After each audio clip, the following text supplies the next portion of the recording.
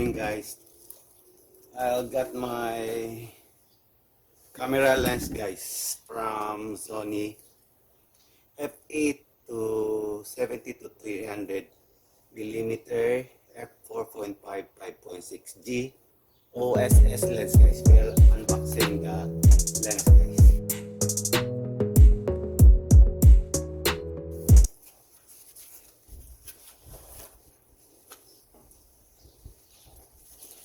Here the manual. See, here the lens guys.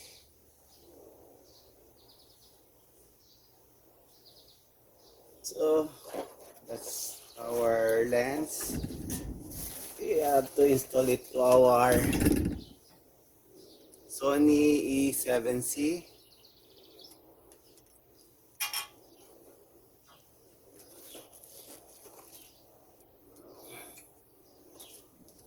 Make sure that the white and the white in the camera will be in straight position, and then you can install that lens guys on your camera. Okay, already install our camera guys in our lens. So we have here also the lens hood for the camera. So install that guys here. So that's our lens hood guys to protect the lens. So here are our lens hood.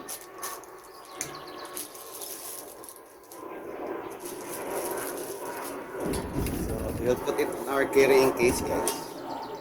So we will test this lens guys.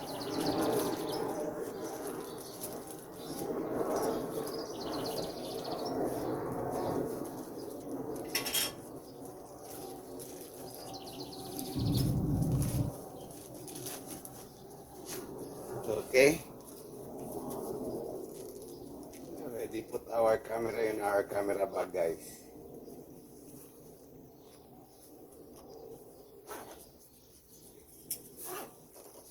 And the cover.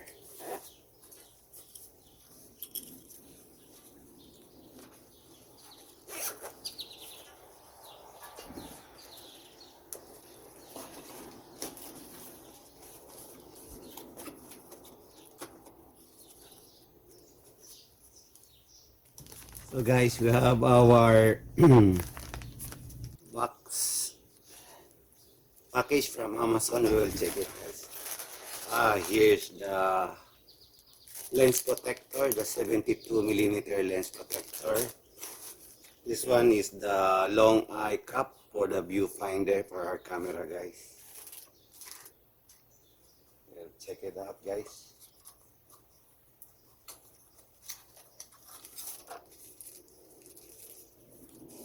Here's the viewfinder guys for the camera, and the lens,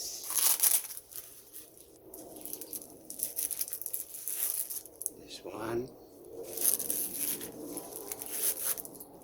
to protect our lens from the sun.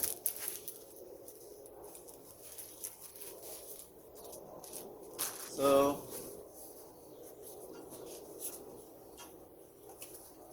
we'll try to install that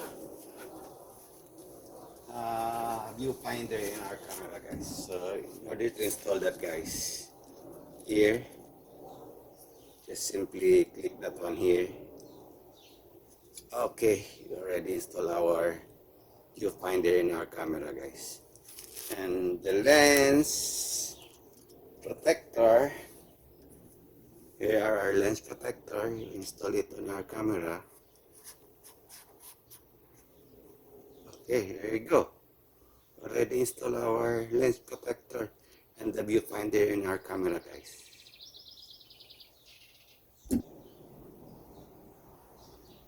So the last thing guys is our tripod.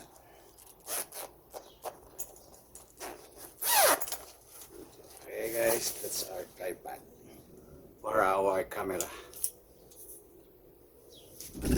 So already test this one, guys. My first test for this camera yesterday. It's fine. A little bit confusing to use, but I'm surely I will manage to do better for this tripod for the plane landing and takeoff in O'Hare. I can use this, guys, for the shoots and wildlife photography. So this is my first test, guys, for this tripod on my camera. I will give you the full review for this tripod. I will test it for another 2 weeks, and then I will make a review for this tripod, guys. Video Pro 6240, guys. So guys, we will test now our zoom lens, guys, the Sony FE 72 300mm. So we will try to get some video for the bird here in the back of the house, guys.